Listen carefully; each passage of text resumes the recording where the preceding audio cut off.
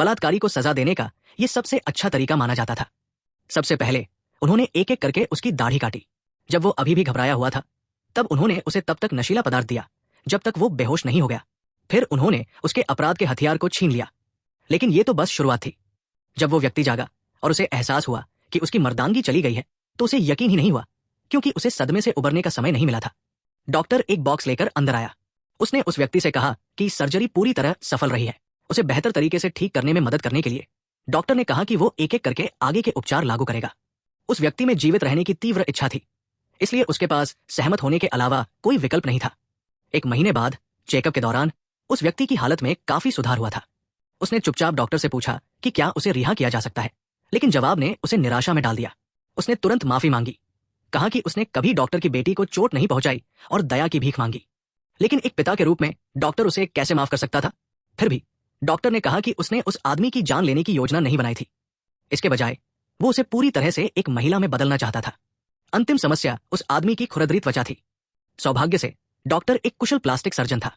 उसने एक नई तरह की कृत्रिम त्वचा विकसित करने के लिए पशु कोशिकाओं का उपयोग किया। कई फिटिंग प्रयोगों के बाद डॉक्टर ने उस आदमी के शरीर पर सफलतापूर्वक त्वचा को प्रत्यारोपित किया। यह त्वचा न केवल नरम और चिकनी थी, बल्कि ये 1000 डिग्री तक की गर्मी का भी प्रतिरोध कर सकती थी। ये अधिकांश मच्छरों और कीड़ों के काटने से भी बचाती थी।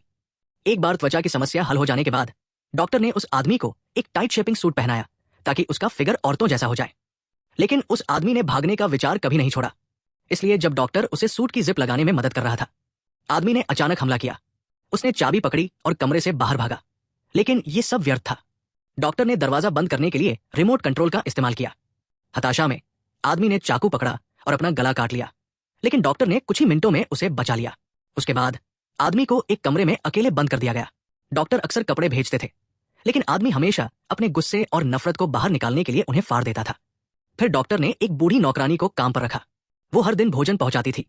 प्रत्येक भोजन में ट्रैंक्विलाइजर की एक छोटी खुराक जोड़ने के निर्देशों का पालन करती थी। दवा के प्रभाव में आदमी बहुत अधिक शांत हो गया। जब डॉक्टर ने मेकअप भेजा तो आदमी ने उसे लेने से मना नहीं किया। उसके बेहतर व्यवहार को देखकर डॉक्टर ने कमरे में एक टेलीविजन लगा दिया। कुछ और करने के लिए उबकर आदमी ने योग सीखना शुरू कर दिया। ऐसा लग रहा था कि वो धीरे धीरे अपने परिवर्तन को स्वीकार कर रहा था।